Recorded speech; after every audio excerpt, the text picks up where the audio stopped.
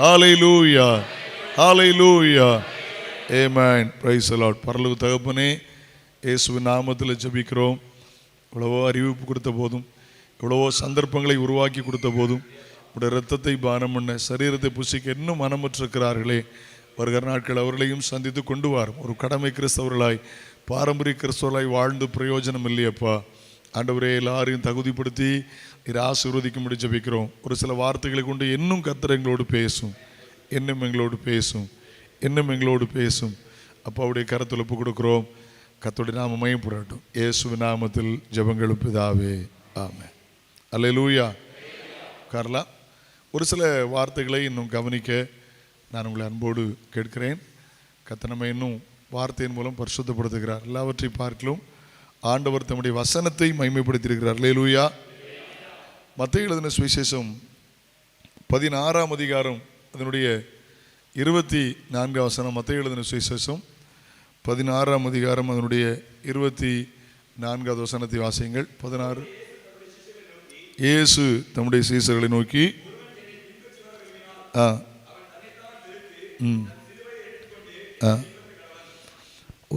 Than praise the Lord. ஆமென். 24 இயேசு தம்முடைய சீசர்களை நோக்கி, ஒருவனை பின்பற்ற விரும்பினால் தன்னைத்தான் வெறுத்து தன் சிலுவை எடுத்துக்கொண்டு என்னை பின்பற்ற கடவன். ஆமென். தன்னைத்தான் வெறுத்து தன் சிலுவை எடுத்துக்கொண்டு என்னை பின்பற்ற கடவன்.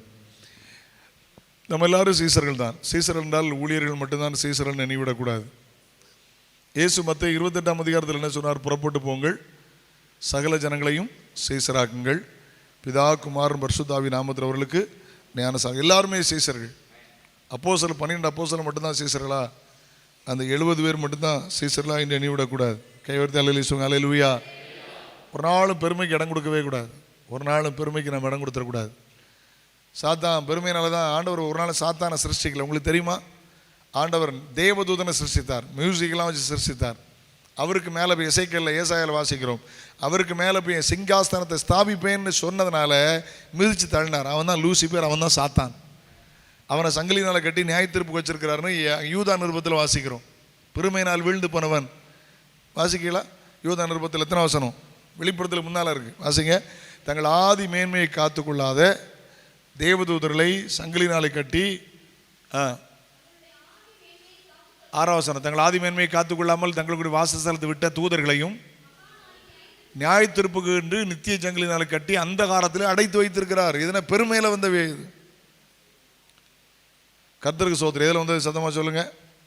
அவன் சில நேரம் பயமாக இருக்கு. ஒன்றும் பிரச்சனை இல்லை. 2-3-4 வாரத்துக்கு முந்தி பாம்பே போயிட்டு இருந்தேன். இங்கே தூத்துக்குடியில் ஏறினேன். பயங்கர பசி. இப்போ உள்ள ஃப்ளைட்லாம் ரொம்ப மோசம். தண்ணி கூட அந்த கிளாஸ்லாம் தராளுக்கு பாக்கியாட்டிகள் எப்படி ட்ரைனிங் கொடுத்தாங்களோ அந்த ஏர் ஹவுசஸ் தெரியல. சௌரியமாக கொஞ்சம் 3/4 கிளாஸ் தண்ணி ஊற்றான் பாக்கியாட்டி, 1/2 கிளாஸ் தண்ணி ஊற்றான், நாய்க்கு ஊற்றுன மாதிரி. விமானம் அந்த லட்சத்தில் மாறி போச்சு. அது இண்டிகோ ரொம்ப மோசம். சரியான பசி. இறங்கினா தண்ணி கேட்டால் எத்தனை தடவை கேட்க முடியும் நம்ம? அது வேறு யோசனையாக இருக்குது. வைத்தாலின்னு வச்சிடக்கூடாது. தண்ணி கேட்க பயமாக இருக்குது. இப்போ விமானத்தில் ஒரு பாட்டில் தண்ணி கொடுத்துருவோம், அதனால குடித்தாலும் கூட கேட்டாலும் இப்போ அப்படிலாம் கிடையாது. சும்மா அந்த 1/2 கிளாஸில் டீ கிளாஸில் தண்ணி ஊற்றுற மாதிரி ஊற்றிட்டு இருக்காங்க. அப்போ அடுத்த ஃப்ளைட்டு பிடிச்சி பாம்பே போகணும். ஏர்போர்ட்லேருந்து வெளியே வர முடியாது, பயங்கர பசி. இப்போ ஒரு காஃபி கடைக்கு போய் கேட்டால் 240 ரூபாங்க. காஃபியை குடிக்காம தான் பாம்பே போய் இறங்கணும், தெரியுமா? குடிக்கிறது ஒன்றும் தப்பு இல்லை. நான் யோசித்தேன், 10 ரூபா காஃபி 25 ரூபா 30 ரூபா குடித்தாலே யோசிப்பேன், ஏன் அப்படி கேணுமா? வேண்டான்ட்டேன். அப்படி காஃபியை குடிக்கானான்ட்டேன். நானே திரும்ப அப்படி போயிடும், ஒன்றும் பிரச்சனை, அங்கே போய் பார்த்துக்கிடுவோம். சரியான பசி தான். சரி, ரைட், போ, அங்கே போய் பார்த்துக்கலாம். இதில் என்ன இருக்குது? பார்த்துக்கலாம், பரவாயில்ல, பார்த்துக்கலாம். ஏன்னா 240 ரூபா குடிச்சு 300 ரூபா கொடுத்து ஒரு காஃபி குடிக்கணுமா? அப்படி குடிக்காட்டான ஒன்றும் இல்லையே. குடித்தது ஒன்று தப்பு பாவம்லாம் சொல்ல, பைசா இல்லாமல் இல்லை. 500-1000 பைசா இருக்க தான் செய்துச்சு. ஆனால் அந்த நேரம் என் மனசில் அது கேட்டுச்சு. டக்குன்னு யோசித்தேன், ஒன்றும் தவறில்லை, செலவு பண்ணுறதோ காரியங்களோ இல்லை. அந்த நேரம் அது சில பெருமையாக வந்து குடிச்சிட்டு இருப்பாங்க. ஆமேன். சாதாரணமாக மக்கள் பழகிட்டாங்க. சின்ன சின்ன விஷயத்தில் தேவையின்படி செய்தால் என்ன, அந்த நேரம் சாப்பிட்டா ஒன்றும் தப்பு, ஒன்று ஆண்டவர் அடிச்சிருக்க மாட்டார். எனக்கு சரியான பசி ஒரு நேரம் ஒரு மாதிரி கறக்கிட்டு இருந்துச்சு, ஒன்றும் தவறல்ல. ஆனால் எனக்கு அது மனசில் இடம் வரல. எனக்கு அது மனசில் அந்த நேரம் எனக்கு இடம் வரல. அது என்ன இல்லை, பெருமையாக வருது. சரி, தண்ணி குடிச்சிட்டு போயிடலாம். ஆண்டவர் நல்லவர். ஆமென். சின்ன சின்ன விஷயத்தில் கூட சாத்தான் பெருமையை கொண்டு இருப்பான். இயேசுநாதர் கொண்டு வந்த 3 சோதனைகள் ஒன்று தெரியுமா? கண்களின் இச்சை. 2 ஜீவனத்தின் பெருமை. ஜீவனத்தில் பெருமை, மாமிச இச்சை. கல்ல அப்பமாக்கி சாப்பிடணும், மாமிச இச்சை. கண்களின் இச்சையை கொண்டு வந்தான். மலைக்கு மேலே கூட்டி சகல ராட்சியத்தையும் காட்டினான், ஜெயித்தார். ஜீவனத்தில் பெருமையை கொண்டு வந்தான். எப்படி தெரியுமா? நீங்கள் புசிச்சா யார மாதிரி மாறிடலாம், தேவ தூதர்கள் மாதிரி என்ன செய்யலாம், மாறிடலாம். உப்பரிக்கையில் அந்த கீழே குதினா ஜீவனத்தில் பெருமையை கொண்டு வந்தான். இயேசு அவர் ஒன்றும் பெரிய மேட்டரே கிடையாது, வானத்தில் தான் அவர் இறங்கி தான் வர போகிறார். ஆனால் அதை செய்யலை. பிசாசு சொல்லலாம் செய்யணுமா? பெருமைக்கு இடம் கொடுக்கலையே. கையொருத்த அல்லையே சொல்லுங்களேன். சிலுவையின் மரண பரியந்தம் கீழ்ப்படிந்தவராய் தன்னை தாழ்த்தினார். அந்த வசனத்தோடு நீதிமொழி 8:13 லாரன் தண்ணி உண்டாகும். நீதிமொழி 8:13 ஒன்று பெருமையும் அகந்தை. எல்லாரும் சொல்லுங்க பார்க்கலாம். எப்படி ஏம்மா சத்தமாக சொல்லுங்க. பைபிள் வசனம் இருக்குல்ல, அகந்தையாய் நடக்கிறார்கள் இருக்கலாம். சல்லாக்களையும் குல்லாக்களையும் போட்டு நல்ல சிலங்கை உரிய தெரியுது. அகந்தையாய் நடக்கிறார்கள் இருக்கலாம். அகந்தை பெருமையினுடைய உச்சக்கட்டம் தான் அகந்தை. ரொம்ப அகந்தன்னு சொல்லுவாங்கள்ல. நேற்று வரைக்கும் பேசினால இன்னைக்கிட்ட பேச தெரியாது. அகந்தை. ஒன்றும் இல்லாத நாட்களில் ஆண்டவரை தேடினவங்களுக்கு இன்னைக்கு கொஞ்சம் அகந்தை, ரொம்ப அகந்தை. அந்த பெருமையினுடைய உச்சக்கட்டம் தான் அகந்தை. எது தீமை, ஒன்று பெருமை. தீமையில் இன்னொன்று என்ன தெரியுமா? தோத்திரம். ஒன்று பெருமை தீமை, 2வது அகந்தை பெருமை. கர்த்தருக்கு சோத்திரம். கையை உயர்த்தி ஆண்டுக்கு மகிமை. அல்லேலூயா. ஒரு நாள் அகந்தையாக இருக்கக்கூடாது. என்ன வாழ்கிறது அகந்தை? ஆண்டவர் நல்லவர், ஆமென். அகந்தைக்கு இடம் கொடுக்கவே கூடாது. அவர் இல்லாட்டா என்ன உண்டு? எனக்குலாம் இன்னைக்கு காலையிலையும் இன்னைக்கு அழுதுட்டு தான் இருந்தேன். அவர் பேச பேச பேச ஏன் அனுபவமாக தானே இருந்துச்சு. அவருடைய சாட்சி காவல்நிலையில் சொல்லி ரொம்ப நேரம் நான் டைம் கொடுத்தேன். டேக் யூர் டைம்னு. 10 மணிக்கு முடிய வேண்டிய ஆராதனை 10:45 தான் முடிஞ்சது. டைம் எடுத்துடுங்கண்ணே. சாட்சி எல்லாத்தையும் கட் பண்ணேன். பேச பேச அழுதுட்டு தான் இருந்தேன். என் சாட்சி அப்படி தானே இருந்துச்சு. நம்ம என்னத்துக்கு தகுதியான ஆட்கள்? அதுக்கு ஒரு தகுதிக்கு நம்ம இல்லையே. இனி எனக்கு அகந்த எப்படி வரும்? ஆமென் சொல்லுங்கள். அல்லேலூயா. அகந்த ஏன்? அதுக்கு நான் என்ன தகுதி? ஒரு தகுதியும் கிடையாது. என்னுடைய கல்வியோ குடும்ப பின்னணியோ அல்ல. என்னுடைய ஒரே ஒரு தகுதி அவர் தானே. அப்போ எனக்கு என்ன அகந்த? ஆமென் சொல்லுங்களேன். இல்லை மூதாதையார் கோடிக்கணக்கான பணத்தை வச்சுட்டு போயிட்டாங்களா? அல்ல மூதாதையார் ஒரு 10-100 ஏக்கர் இடத்த வாங்கி போட்டு போயிட்டாங்களா? அல்ல எங்கள் மூதாதையார்லாம் பெரிய கலெக்டர் மக்களா? எல்லாரும் பனியேறி வம்சங்கள் தானே. ஹலோ, என்ன உண்டு? அப்போ இன்றைக்கு கர்த்தர் ஊழியத்தில் பயன்படுத்துகிறாருனால் எல்லாம் அவர் தானே. நான் அகந்தையாக இருக்க எனக்கு என்ன இருக்குது? இந்த எண்ணம் வரணும் எல்லாருக்குள்ளும். கையொரு தலையிலே சொல்லுங்கள். ஆமாம், ஏதோ வந்தவொன்னே அகந்து வந்துடக்கூடாது. அந்த சோத்திரம். அல்லேலூயா. ஆமென். நமக்கு நீ அன்பாக இருந்த, நம்ம நேசித்த, நம்மை கனம் பண்ணின, நமக்கு உதவி செய்த அனைவரையும் நேசிக்க மனதில்லாவிட்டால் நம்மகிட்ட ஏதோ ஒரு கொஞ்சம் அகந்த இருக்குன்னு அர்த்தம். நான் சிலர் யோசிப்பேன், பரவாயில்லையே கொஞ்சம் அகந்தை வந்திருக்கு. அகந்தை ஒரு கடைசியில் என்ன சிறுமையை கொண்டு வந்து விடும். அகந்தையாக நடக்கக்கூடாது. அடுத்தல பாருங்கள், தீமை என்ன? தீய வழி. சொல்லுங்கள். அடுத்தல என்ன சொல்லுங்கள்? தீய வழி. தீமையினுடைய மூணாவது கேட்டகரி என்ன தெரியுமா? எதை வெறுக்கணும்? தீமை. தீமையுடைய எது தீமை? பெருமை. எது தீமை? அகந்தை. எது தீமை? தீய வழி. சொல்லுங்கள் 2 வழி உண்டு.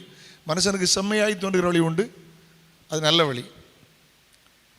மனுஷனுக்கு செம்மையாய் தோன்ற வழி முடிவோ மரண வழி. இது தீய வழிகள்.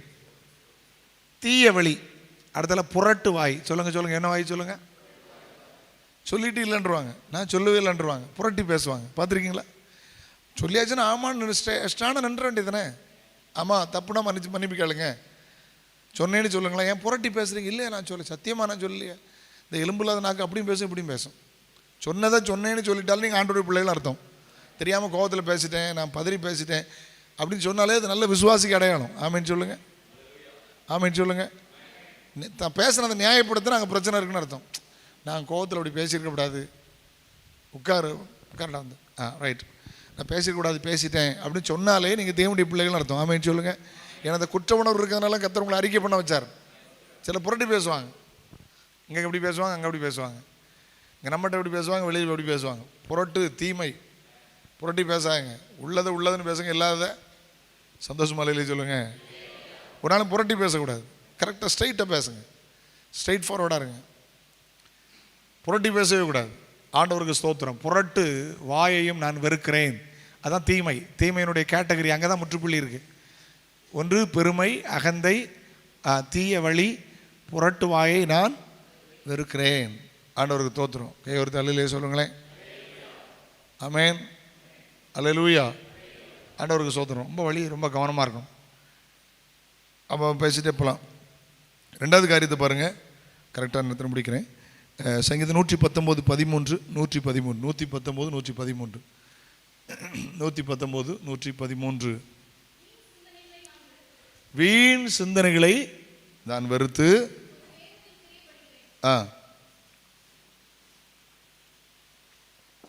என்ன சிந்தனை சொல்லுங்க? வீண் சிந்தனை எப்போ வரும்? பைத்தியங்களுக்கு வீண் சிந்தனை வரும். இப்படி பாருங்க, இருக்கிறது வீட்டில் இருக்க, சர்ச்சில் அங்கே உட்காந்துட்டு இங்கே ஒன்றும் இருக்காது. ஆளுங்க நம்மளை பார்த்த மாதிரி இருந்த நமக்கு தெரியாதாங்க இருக்கும். அது ஆள் எங்கேயோ போக்கு. வீண் சிந்தனை, வீணான சிந்தனை. வீண் சிந்தை யாருக்கு வரும் நினைக்கிறீங்க? யாருக்கு வீணான சிந்தை வரும்? பைபிள் சொல்லுது, துதியாமலும் ஸ்தோத்திரியாமலும் இருந்து தன் சிந்தைகளை வீணானார்கள். எப்போ ஒரு மனிதன் துதிப்பதை நிறுத்திட்டானோ, ஸ்தோத்திரம் நிறுத்தி வீண் சிந்தனை வந்துடும். நாளைக்கு என்ன செய்ய, கல்யாணத்துக்கு என்ன செய்ய, காரியங்களுக்கு என்ன செய்ய. நம்ம ஆண்டோட்ட பாரத்தை வச்சு அந்தந்த காலத்தில் அவர் அதனதன் காலத்தில் நேர்த்தியாக செய்வார். அவர் செய்ய நினச்சது ஒன்றும் என்ன செய்யாது. சந்தோஷமா அல்லையிலே சொல்லுங்களேன். ஆண்டவர் நல்லவர். கைவிடுத்து அல்லையிலே சொல்லுங்களேன். ஆமென் சொல்லுங்களேன். வீணான சிந்தனைக்கு இடம் கொடுக்க வேண்டாம். ஆண்டவர் எல்லாத்தையும் அழகாக செய்வார், எல்லாத்தையும் அழகாக செய்வார். ஆமென் சொல்லுங்களேன். சந்தோஷமா அல்லையிலே சொல்லுங்களேன். தேவன் செய்வார். நம்ம சிந்திச்சு என்ன சாதிக்க போகிறோம்னு நான் சொல்கிறேன்.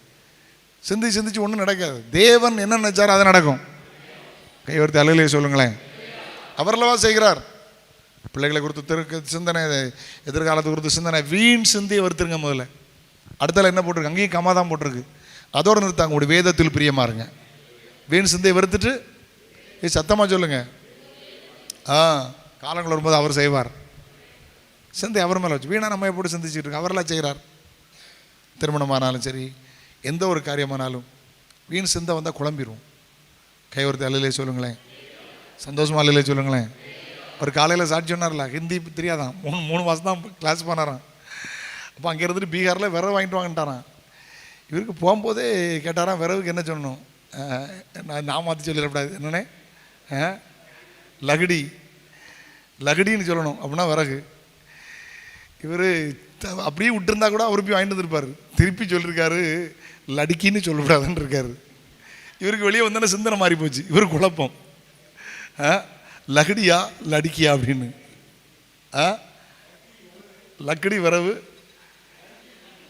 ஹிந்தி தெரியுமா உங்களுக்கு? பரவாயில்ல, அண்ணனுக்கு அந்நிய பாசெல்லாம் தெரியுது. இவர் மாற்றி சொல்லி வீட்டில் போய் 50 கிலோ லடிக்கி வேணுட்டு இருக்காரோ, வாரியில் எடுத்து அடித்து விரட்டிட்டா. பஜாரில் போய் விரட்டிட்டு வந்து எல்லாரும் பிடிச்சிட்டான். மதராசிக்கு ஏதாவது வீட்டில் பண்ணிட்டு வந்திருக்கான்னு சங்கத்துக்காக தூக்கிட்டான். இவர் சொன்னார ஹிந்தி நை மாலும்னு இருக்காரு, அடியை நிப்பாட்டியிருக்கான். அப்போ அந்த வீட்டில் போய் என்ன செய்த, இழுத்துட்டு வா அப்படின்னு கொண்டு போய் வீட்டில் போயிட்டு போய் இந்த வீட்டுக்குள்ளே தானே வந்தேன், என்ன கொசர் பண்ண காட்டு. போன உடனே கண்ணில் விறகு போட்டிருக்கேன். இதான் இந்த லடிக்கி 50 கிலோன்னு இருக்கேன். அட கடவுளை, இது லடிக்கி இல்லைடா, லக்கடி. சிந்தை மாறி போச்சு பற்றியெல்லாம். கொஞ்சம் குழப்பம் வந்துட்டு அதுவா இதுவா இப்படி இருந்திருக்குமா? ஒருவேளை நமக்கு குழப்பம் வந்து சிந்தை, தவறான சிந்தை இடம் கொடுக்காதுங்க. கத்த நடத்துவார். ஆமேன்னு சொல்லுங்க பார்க்கலாம். வீண் சிந்தைகளை வெறுத்து வேதத்தில் என்ன செய்கிறேன்? வெறுக்க வேண்டிய 2வது காரியம் வீண் சிந்தை. கைவர்த்தி அல்லையிலே சொல்லுங்களேன். எபேசியர் 4:17 வாசிங்க பார்க்கலாம். எபேசியர் 4:17. எபேசியர் 4:17. கர்த்தருக்குள் நான் உங்களுக்கு சாட்சியாக சொல்லி எச்சரிக்கிறது என்னவென்றால், மற்ற புறஜாதிகள் தங்கள் வீணான சிந்தைகளை நடக்கிறது போல நீங்கள் இனி நடவாமல் இருங்கள். புறஜாதிகள் வீணாக சிந்திச்சுட்டே இருப்பான். பிள்ளை அப்போ தான் பிறந்திருக்கோம். பிள்ளை பிறந்துட்டு 100 பவுன் சேர்க்கணுமா, 150 பவுன் சேர்க்கணுமா, கடவுளை அப்படி வீணாக சிந்திக்கிற மாதிரி பொறுத்து புறஜாதின்னு போட்டிருக்கு. வீணான சிந்தனை. நகை சேர்க்கணுமே, தாலி செய்யணுமே, இப்போமே எல்லாத்தையும் கொஞ்சம் கொஞ்சமாக சேர்த்து வச்சாலா நடக்கும். வீணாக சிந்திக்கிறவன் யாரான்னு சொல்லுங்கள்? நம்ம பரிசுத்த ஜாதி. கையொரு தலையிலே சொல்லுங்கள். வீண் சிந்தைகளை வெறுக்கணும். ஆமென். அங்கே வாசிக்கிறோம், புறஜாதிகள் தங்கள் வீணான சிந்தைகளை நடக்கிறது போல. அவங்க எதில் நடக்க ஆரம்பிச்சிட்டாங்க? சொல்லுங்க, எதில் நடக்க ஆரம்பிச்சிட்டாங்க? வீணான சிந்தையில் நடக்க ஆரம்பிச்சிட்டாங்க. கிறிஸ்துவின் சிந்தையில் நடக்கணும், வீணான சிந்தையில் நடக்கக்கூடாது. ஆண்டவருக்கு என்னால் மகிமை உண்டாகட்டும். சந்தோஷமா இல்லையே சொல்லுங்களேன். Praise the Lord. ஆமென். ஆமென் சொல்லுங்க. ஆமென். அல்லேலூயா. ஆண்டவர் நல்லவர். ஆமென். ஆண்டவருக்கு சோத்திரம். வீணான சிந்தனை. கோயம்புத்தூர் நல்லவர். கையை உயர்த்தி அல்லேலூயா சொல்லிடலாமா? சந்தோஷமா அல்லேலூயா சொல்லுங்க. ஆண்டவர் நல்லவர். ஆமென். சுவிசேஷனா தான். அப்போ எல்லாம் தரமாட்டாரா? கண்டிப்பாக தருவார். வேலை தருவார், குழந்தை தருவார், திருமணம் நடக்கும். முதலாவது தேவனுடைய ராட்சியத்தை தேடணும், மிச்சம் எல்லாத்தையும் கூடி தருவார். புறஜாதியுடைய சிந்தை வேற, அவங்க வயிறே தெய்வம், அவங்க இம்மைக்காக வாழ்றாங்க. புறஜாதியுடைய சிந்தையை போல அவங்க சிந்தையில நடக்க ஆரம்பிச்சிட்டாங்க. நீங்க அப்படி நடக்காதுங்க. ஆண்டவர் மகிமை உண்டாகட்டும். அல்லேலூயா. ஆண்டவர் தோத்திரம். ஒரு வசனம் கூட வாசிங்க. ஆமென். 1 பேதுரு 4:1 வாசிங்க. 1 பேதுரு 4:1 வசனம். இப்படி கிறிஸ்து நமக்காக மாம்சத்தில் பாடுபட்டோம்னா நீங்களும் அப்படிப்பட்ட சிந்தையை ஆயுதமாய் தரித்துக் கொள்ளுங்கள். இங்கே பாருங்க, இப்போ நம்ம ராபோஜன் ஆராதனை வந்திருக்கிறோம். சில நிமிடத்தில் நமக்காக அந்த அவருடைய சரீரம் வரப்போகிறது, ஒரு ரத்தம் வரப்போகிறது, நினைவு கூற போகிறோம். என்ன போட்டிருக்கிறோம்? கிறிஸ்து நமக்காக மாம்சத்தில் பாடுபட்டபடினால் நீங்களும் அப்படிப்பட்ட சிந்தையை ஆயுதமாய் தரித்துக் கொள்ளுங்கள். நமக்காக பாடுபட்டபடினால் அந்த சிந்தை ஆயுதமாக தரிச்சுக்கிடுங்க. எனக்கு அவர் பாடுபட்டார், எனக்கு அவர் அடிக்கப்பட்டார், எனக்கு அவர் நொறுக்கப்பட்டார், இதை ஆயுதமாக தரிச்சுக்கணும். எதை? ஆமென். அல்ல, கிறிஸ்து நமக்காக பாடுபட அந்த அந்த சிந்தையை, அந்த சிந்தை ஆயுதமாக ட்ரெஸ் போட்டிருக்க மாதிரி என் சிந்தை எப்படி இருக்கு? எனக்கு அவர் அடிக்கப்பட்டார், நான் ஆசீர்வாதமாக இருக்க, அவர் சாபமாக மாறினார். ஆமென். நான் வியாதியாக மாற அவர் காயப்பட்டார். அல்லேலூயா. என் அக்கிரமம் மாற அவர் நொறுக்கப்பட்டார். அந்த சிந்தை இருந்துகிட்டே இருக்கணும். அதான் அந்த பாட்டு எனக்கு ரொம்ப பிடிக்கும். நீர் என்னை தேடி வராதிருந்தால் நான் என்றோ அழிந்திருப்பேன். எல்லாம் கிறிஸ்துவில் இருந்த அதே சிந்தை. அல்லேலூயா. ஓகே, 3வது இருக்க வேண்டிய காரியத்தை வாசிங்க. சங்கீதம் 31:6 வாசிங்க. சங்கீதம் 31:6. சங்கீதம் 31:6 வாசிங்க. வீண் மாயை எடுத்தியா?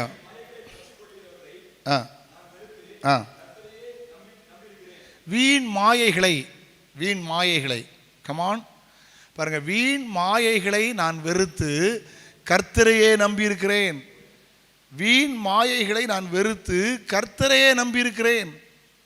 வீண் மாயைன்னா என்ன? கவனிங்க. யோனால வசனம் வாசிக்கிறோம். பொய்யான மாயை பற்றி கொள்கிறவர்கள் தங்களுக்கு ஒரு கிருபைகளை போக்கடிக்கிறார்கள். பொய்யான மாயைனா இந்த பிள்ளைகள் இந்த சின்ன வயசுலாம் விளையாண்டுருக்கும். இப்போல்லாம் இந்த நல்ல அழகாக டிசைன் பண்ணி போட்டிருக்காங்க. சின்ன பப்பாளி குழல், சின்ன பொடி குழலை வெட்டி வச்சுக்கிட்டு சிரட்டையில் சோப்பு தண்ணி கலக்கிட்டு இப்படி ஊதுனா அப்படின்னு ஊதுனா போதும். பபுன் தானே, பபுள்ஸாக போகும். ஒரு ஒரு கேங் லீடர் ஊதிக்கிட்டு இருப்பார். இந்த சின்ன பிள்ளைலாம் வண்டு சென்றுச்சு, இது இப்போ முடிச்சிடலான்னு பின்னால் போயிட்டு இருக்கும். திரும்பி போனா காணாம போயிடும். இதான் மாயை. இதான் பிரசங்கம் சொல்லாரு. சூரியனுக்கு கீழே காணுகிற அத்தனை மாயையும், சத்தமாக சொல்லுங்களேன், எல்லா மாயையும் மனசுக்கு சஞ்சலமாக இருக்கிறது. எல்லா மாயை, எல்லா மனசுக்கு சஞ்சலம். வீண் மாயை நான் வெறுக்கிறேன். வீண் மாயை நான் வெறுக்கிறேன். தோத்திரம். வீணான மாயைகளை பற்றி கொள்கிறவர்களை நான் வெறுத்து கர்த்தரையை நம்பி. அப்படின்னா வீண் மாயைகளை பற்றி கொள்றவங்க, அவங்கள வெறுத்தாலே எனக்கும் வீண் மாயை வேண்டாம்னு அர்த்தம். எல்லாம் மாயை. தோத்திரம். மாயினா மறைந்து போகிறது, ஏமாற்றுகிறது. ஆண்டவருக்கு சோத்திரம். ஒரு தலையிலே சொல்லுங்களேன். எல்லா மாயை என்று பிரசங்கி சொல்கிறார். எல்லா மாயை. ஆண்டவருக்கு தோத்திரம். ஒரு தலையிலே சொல்லுங்களேன். ஆமாம், ஏற்று மாயை இப்படி கண்ணுக்கு அழகாக தெரியும், இப்படி போகிற மாதிரி இருக்கும், இப்படி ரொம்ப இருக்கும், போனால் ஒன்றும் இருக்காத. எல்லாம் மாயம், பொய்யான மாயை.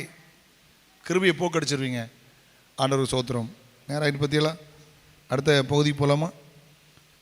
நீதிமொழிகள் 4:14-15 வாசிங்க. நீதிமொழிகள் 4:14-15 ஜோயல் போய் எடுத்துட்டு வா. நீதிமொழிகள் 4:14-15 வாசிங்க. கர்த்தருக்கு ஸ்தோத்திரம். துன்மார்க்குடைய பாதையில் பிரவேசிக்காதே, தீயோருடைய வழியில் என்ன செய்யாதே. 15 அதை வெறுத்து விடு, வழியாய் போகாதே, அதை விட்டு விடு, விலகி கடந்து போ. பார்த்தீங்களா என்ன வழி? தீயோருடைய வழி. நாம் இருக்க வேண்டிய 4வது காரியம் என்ன? தீயோருடைய வழிகள். பிரைஸ் தி லார்ட், ஆமென். நம்ம கர்த்தர் சொல்றார் சங்கீதம் 32 நான் உனக்கு போதித்து நடக்க வேண்டிய வழியை உனக்கு காட்டுவேன், உண்மையில கண் வைத்து உனக்கு ஆலோசனை சொல்லுவேன். வழி இதில் நடவுங்கள் என்று கர்த்தர் சொல்லுகிறார். ஆண்டவர் வழி காட்டுகிற தேவன். தீயோருடைய வழி நமக்கு அவசியம் இல்லை. கை உயர்த்தி அல்லேலூயா சொல்லுங்க. அல்லேலூயா. பரிசுத்தத்துக்கு பைபிளில் வழி இருக்குது, கர்த்தர் வழி காட்டுகிறார். செல்வத்திற்கு பைபிளில் வழி இருக்குது. நீங்கள் செல்வமாக இருக்கணுமா, பைபிளில் வழி இருக்குது. நீங்கள் செழிப்பாக இருக்கணுமா, பைபிளில் வழி இருக்குது. பரலோகத்துக்கு போகிறதுக்கு வழி, எல்லாம் வழி இருக்குது. தீயோருடைய வழி எனக்கு அவசியம் இல்லை. கை உயர்த்தி அல்லேலூயா சொல்லுங்களேன். தப்பாக சொல்லி தருவாங்க, தப்பாக பேசிடுவாங்க. அந்த வழியில் பொந்த வழியில் இல்லை, நான் ஒரு வழியிலும் போக முடியாது. அதனால தான் பழைய காலத்தில் பாட்டு பாடினாங்க, அக்கம் பக்கம் பார்த்திட்டாலும் அடைவாய் தோல்வியே, எக்காலம் தோணிக்கும் வரை எதிர்நோக்கி ஓடு, அக்கம் பக்கம் பார்த்திட்டாலும் அடைவாய் தோல்வியே, எக்காலம் தோணிக்கும் வரை எதிர்நோக்கி ஓடு, பாரம் பாவம் தள்ளிலக்கை நோக்கி நேராய் ஓடு, தேவன் நியமித்த ஓட்டம். அல்லேலூயா. சந்தோஷம் அல்லேலூயா சொல்லுங்களேன். ஆண்டவருக்கு என்னாலும் மகிமை உண்டாகட்டும். கர்த்தருக்கு ஸ்தோத்திரம். தீயோருடைய வழியை வருத்துருங்க, கர்த்தருடைய வழியை பின்பற்றுங்கள். ஆமென் சொல்லுங்க. கர்த்தருடைய வழி உத்தமருக்கு அறம், இப்படி ஆலோசனை நீரனை நடத்தி முடிவிலே மகிமையில கொண்டு போய் சேர்ப்பீர். கை உயர்த்தி ஆண்டு மகிமை அல்லேலூயா சொல்லுங்களேன். கர்த்தருடைய வழி எங்க கொண்டு மகிமையில கொண்டு போய் சேர்க்கும். இந்த உலகத்தில் ஆசீர்வாதமாக இருப்பீங்க, முடிவிலே ஒரு மகிமையில கொண்டு போய் கர்த்தர் சேர்ப்பார். தீயோருடைய வழியை வெறுத்து விடுங்கள். ஆமென். 2 கொரிந்தியர் 4:2 வாசிங்க. 2 கொரிந்தியர் 4:2 சோத்ரம். 2 கொரிந்தியர் 4:2.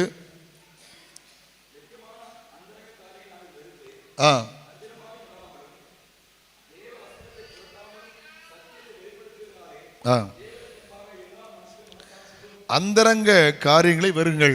என்ன பண்ணுங்க? வெட்கமான அந்தரங்க காரியங்களை நான் வெறுத்து. பாருங்க, வெட்கமான அந்தரங்க காரியங்களை எங்க பாருங்க, இங்க பாருங்க. எனக்கு நான் அந்தரங்கம் வச்சிருக்கிறது என் மனைவி தெரியாது, மனைவிட்டு அந்தரங்கம் எனக்கு தெரியாது, பிள்ளைகள் இருக்க அந்தரங்க காரியங்கள் பெற்றோருக்கு தெரியாது. ஒவ்வொருடைய அந்தரங்க ஜீவன் அடுத்த ஆளுக்கு என்ன செய்யாது. வெளியே பார்த்தா நல்ல பர்சனாலிட்டி, உள்ளே பார்த்தா சில நேரம் முனிசிபாலிட்டி. ஹலோ, வெளியில் சொல்லுங்களேன். தமிழில் ஒரு பழமொழி சொல்லுவாங்களா, ரொம்ப காட்டமாக இருக்கும். வெளியில் பார்த்தா மினுக்கடியான், உள்ள புழுக்கடியான். பார்த்தீங்களா? சொல்லக்கூடாது, ஆனால் சொல்லணும். கேட்டீங்களா? வெளியில் பார்த்தா நல்ல, ஆமாம், நல்ல பர்சனாலிட்டி, உள்ள வெளியில் பார்த்தா நல்ல டெக்கரேஷன், உள்ள டெடிக்கேஷன் இல்லை. அந்தரங்க காரியத்தை வெறுக்கணும். எனக்கு தானே தெரியும், நான் சிந்திக்கிறது, நான் பேசுகிறது, நான் யோசிக்கிறது எல்லாம் எனக்கு தானே தெரியும். என் கேரக்டர் எனக்கு தானே தெரியும். நான் வெறுக்கணும். அதை அழகாக போட்டிருக்கு, வெட்கமான அந்தரங்க காரியம் நான் வெறுத்து. இந்த காரியம் பப்ளிக்கில் வந்தால் என் நிலைமை என்ன இருக்கும், இந்த காரியம் பப்ளிக்கில் வந்தால் என் குடும்பம் எப்படி ஆகும், இந்த காரியம் பப்ளிக்கில் வந்தால் என் ஜீவியம் எப்படி மாறும். வெட்கமான அந்தரங்க காரியத்தை நான் வெறுக்கணும். யாரும் பார்க்கல நினச்சிடக்கூடாது. மனுஷனுக்குள் இருக்கிறதை அறிந்து கொள்கிற கர்த்தர் ஒருவர் இருக்கிறார். ஒரு அலையிலே சொல்லுங்கள். ஒருவேளை சாகர வரைக்கும் பெற்றோருக்கு தெரியாமல் போயிடலாம், யாருக்கும் தெரியாமல் போயிடலாம், கர்த்தருக்கு தெரியும் அல்லவா. இன்னைக்கு ஒரு தீர்மானம் பண்ணுங்கள், வெட்கமான அந்தரங்க கிரியைகளை தோற்று நான் வெறுக்க வேண்டும். யாருக்கும் தெரியாது, இல்லை வெறுத்துறணும் அதை. ஒரு அலையிலே சொல்லுங்களேன். வயசலாடாமே நல்ல சகோதரன், வெளிநாட்டு ஊழியத்து ரொம்ப வீட்டிலலாம் தங்க வச்சு நல்லா உபசரிப்பார். நல்ல சகோதரன், கையில் பணம் போட்டு வண்டியில் நடத்துகிற வரலாம் செய்வார். ஆனால் அந்த சகோதரனுக்காக நான் பல நாள் ஜெபித்திருக்கிறேன். பாத்ரூம் போனால் பார்த்தீங்களா, யாருக்கும் தெரியாமல் ஒரு இடத்துல உள்ள பாட்டில் இருந்துச்சு. ரொம்ப வேதனை ஒரு நாள் எனக்கு. இவ்வளோ நல்ல மனுஷனாக இருக்காரு, இவ்வளோ நல்ல மனுஷனாக இருக்காரு. தோத்திரம். சில நேரம் வேறு வழி இல்லாமல் அவர் யூஸ் பண்ண வேண்டிய பாத்ரூம் யூஸ் பண்ணால் வெளியே போய் ஸ்மோக்கிங் வாட அடிக்கும். ரொம்ப வருத்தமாக இருக்கும். சரி, இவ்வளோ நல்ல மனுஷனாக இருக்கிறார், ஆண்டவருக்காக வாழ நினைக்கிறார், காணிக்கை கொடுக்குறார், பைசா கொடுக்குறார், வேன் எடுத்து வந்து ஊழியம் செய்கிறாருன்னா கடைசி வரைக்கும் அவருக்கு அந்த காரியத்தில் ஒரு ஜெயம் இல்லாமல் போயிட்டு. யாருக்கும் தெரியாது, மனைவி பிள்ளைக்கும் தெரியாது, ஒருத்தருக்கும் தெரியாது. ஆனால் அந்தரங்க காரியத்தில் ஜெயமற்ற ஒரு வாழ்க்கை. வேதம் சொல்லுது, வெட்கமான அந்தரங்க காரியங்களை நாங்கள் வெறுக்கணும். வெறுக்க வேண்டிய சீசர்கள் வெறுக்க வேண்டிய தன்னைத்தான் வெறுக்க வேண்டும் என்றால் கர்த்தர் எவ்வளவு காரியங்களை நமக்கு சொல்லியிருக்கிறார். Glory be to God. அல்லேலூயா. கடைசியாய் சில வார்த்தை. தீத்து 2:12 வாசிங்க. தீத்து 2:12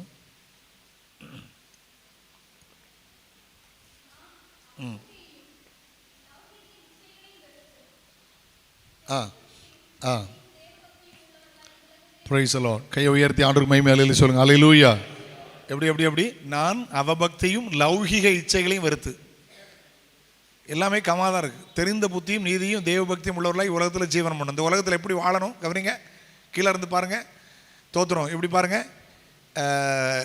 லௌகீக அவபக்தி லௌகீக இச்சைகளை வெறுக்கணும். லௌகீக இச்சைன்னா உலக பிரகாரமான இச்சைகள். நான் சொன்ன பார்த்தீங்களா, நகை நட்டு போல்டு ஸ்க்ரூ இதெல்லாம் லௌகீக இச்சை. இதெல்லாம் லௌகீக இச்சை, உலக இச்சை தானே, உலக ஆடம்பரம் தானே. இச்சையை நான் வெறுத்து தெளிந்த புத்தி இருக்கணும். நீதியும் தேவ பக்தியும் உள்ளவராய் உலகத்தில் ஜீவனம் பண்ணணும். இந்த உலகத்தை நான் எப்படி ஜீவனம் பண்ணணுமா, லௌகீக இச்சையை நான் என்ன செய்யணும்? எல்லாரும் சொல்லுங்களேன். ஆமேன் சொல்லுங்க. ஆமேன். ஒரு சகோதரன்ட்ட இன்னைக்கு பேசிக்கிட்டு இருந்தேன். வெளி தேசத்தில் இருக்கிறார். இலங்கை ஊழியத்தை குறித்து சொன்னபோது மனப்பூர்வமான காரியத்தை செய்ய முன் வந்தார். அவர் சொல்லும்போது சொல்லார், எப்போ வேணாலும் நீங்கள் என்ன தொடர்பு கொள்ளலாம். நாங்கள் எங்களை கர்த்தர் வெளியில் கொண்டு வந்ததே கர்த்தருக்காக, ஏழைகளுக்காக, ஊழியத்துக்காக தான். எப்போ வேணாலும் எங்களை தொடர்பு கொள்ளலாம். அவங்கள நான் பார்த்தேன். மேலை நாட்டில் இருந்து வந்திருந்த போது அவங்களுடைய ட்ரெஸ்ஸு மாறலை, அவங்க ட்ரெஸ்ஸு மாறலை, ஸ்டைல் மாறலை, அவங்க பேச்சு மாறலை, அவங்க பிள்ளைகள் கூட மாறலை. எத்தனையோ ஆண்டுகள் அரபு நாடுகள் இல்லை, மேலை நாடுகளில் இருக்கிறவங்க, வெஸ்டர்ன் கண்ட்ரீஸில் இருக்கிறவங்க சொல்கிறேன், இருக்கிறவங்க ஒரு ஸ்டைல் மாறலை. கிட்டத்தட்ட அவங்கள க்ரீன் கார்டு வாங்கி அங்கே உள்ள சிட்டிசனாக இருக்காங்க, மாறலை. ஆனால் கொஞ்ச நாள் போயிட்டு வர்றதுக்கு முந்தி சிலருக்கு தமிழ் வராது, இங்கிலீஷ் தான் வரும். தாய்நாட்டு தோணும் தமிழ் பேச வேண்டியானுங்க. இங்கிலீஷ் வரும், நல்ல பச்சை மட்டும் எடுத்து பின்னால் டப்புன்னு போட எம்மாம்பான், கிராமர் மிஸ்டேக் இல்லாமல் தமிழ் பேசுவான். ஏன் ஆங்கில புலமெல்லாம் இருக்கட்டு, தாய்மொழி பேச தொலைச்சிட்டு போயேன், பெருமை. சிரிச்ச மாதிரி இருக்கு. லௌகிக இச்சைகள் இதெல்லாம் வெறுக்கணும். லௌகிக இச்சைகள் எல்லாம் வெறுத்து எனக்கு ரொம்ப மகிழ்ச்சியாக இருந்துச்சு. ட்ரெஸ் கோடு மாறல, எல்லாம் மாறல. ஒரு தம்பியை பார்த்து நான் அப்படி சொன்னேன். ஒரு பாஸ்டருடைய பையன் அமெரிக்காவில் இருக்கிறான், அவ்வளோ மனைவி அமெரிக்காவில் இருக்கிறான். சின்ன தம்பியிலேருந்தே எனக்கு தெரியும். அவங்க சர்ச்சில் கன்வென்ஷன்லாம் பேச போயிருக்கேன், மாரநாதா சர்ச். நான் திடீர்னு அவங்க மாமா வீட்டில் இருந்தேன். அவன் அப்போ தான் அமெரிக்காவிலேருந்து வந்திருக்கிறாங்க. நான் டக்குனே நிறையாமது, தம்பி டே மாறவே இல்லைடா, அன்னைக்கு பார்த்த மாதிரி தான் எப்படி இருக்கிற. அவன் சிரிச்சுட்டு எப்படி போனான். வாலிபு பையனில் எப்படி பார்த்தனோ அதே மாதிரி தான் இருக்கிறான்.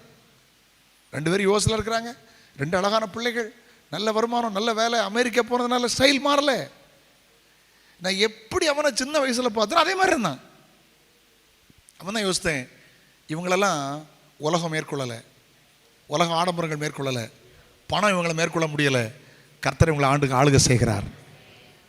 லௌகிக இச்சைகளை நம்ம வெறுக்கணும். ஆமேன்னு சொல்லுங்களேன். இப்படி பேசிக்கிட்டு இருந்தால் நீங்கள் என் பிரசங்கத்தை வெறுத்துருவீங்க. கேட்டீங்களா? வெறுக்கணும்னு கேளா, கடைசியில் ஃபஸ்ட் எல்லா பாயிண்ட்டையும் விட்டுட்டு கடைசியில் பிரசங்கத்தை வெறுத்துடக்கூடாது. கேட்டீங்களா?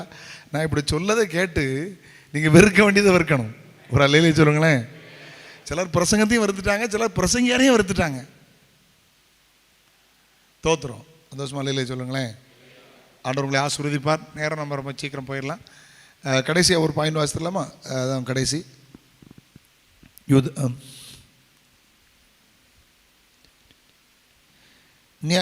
நியாயாதிபதிகள் 1:23 வாசிக்கலாம். இல்லை, நீதி யூதா 23. யூதா 23 பாருங்க. எஸ், யூதா 23. மாம்சத்தால், வெளிப்படுத்தல் முன்னால் இருக்குது, சிரிக்காத, பைபிளை படித்தா கரெக்டாக வரும். ரைட். மாம்சத்தால் கரைப்பட்டிருக்கிற வஸ்திரத்தையும் வெறுத்து தள்ளுங்கள். மாம்சத்தால் கரைப்பட்டிருக்கிற வஸ்திரத்தையும் என்ன செய்யுங்கள். பைபிள் வசனத்தில் தங்கள் வஸ்திரத்தை அசுத்திப்படுத்தாத சிலர் எனக்கு உண்டு, அவர்கள் வெளிப்படுத்தல் வாசிக்கிறோம். அவர்கள் பாக்கியவான்களான் அப்படினால் வெண் வஸ்திரம் தரித்து என்னோடு நடப்பார்கள். வஸ்திரம் என்றால் ஜீவியம், வாழ்க்கை, பரிசுத்தமான நீதிகளே. வஸ்திரம் கரைப்பற்றக்கூடாது. ஆமேன்னு சொல்லுங்களேன். வெள்ளச்சட்டை போட்டிருக்கோம், திடீர்னு அழுக்கான பாஸ்டர் உங்கள் பின்னால் அழுக்கு இருக்குது, அங்கே இருக்குது, தெரிஞ்சிருது பற்றியில. வாழ்க்கையில் கரை இல்லாமல் வாழணும். கரை திரை பிழையற்ற ஒரு மனவாட்டி. கைவரித்த அல்லையிலே சொல்லுங்களேன். எப்படி எப்படி எப்படி சொல்லுங்கள். கரை திரை பிழையற்ற ஒரு மனவாட்டியாக இருக்கணும்ல. அப்போ வெறுத்து விடணும். 7 காரியம் சொல்ல. 1 தீமையை வெறுத்து விடுங்க. 2 வீண் சிந்தைகளை வெறுத்துருங்க. 3 வீண் மாயைகளை வெறுத்து விடுங்க. 4 தீயோருடைய வழியை வெறுத்து விடுங்கள். அந்தரங்க காரியங்களை என்ன செய்யுங்கள்? வெறுத்து விடுங்கள். லௌகிக இச்சைகளை வெறுத்து விடுங்கள். கரைப்பட்ட வஸ்திரத்தை வெறுத்து விடுங்கள். கரைப்பட்ட வஸ்திரத்தை வெறுக்குன்னா கரையற்ற வாழ்க்கை வாழலாம். ஜெபம் பண்ணுவோம், கண்களை மூடுவோம். அட வெறுக்க எனக்கு கிருபைதாரும். அல்லேலூயா. உலகமெல்லாம் மாயையா, உலகமெல்லாம் மாயையா, உம்மன்பொன்றே போதுமையா, உம்மன்பொன்றே போதுமையா, பிரசன்னம் பிரசன்னம்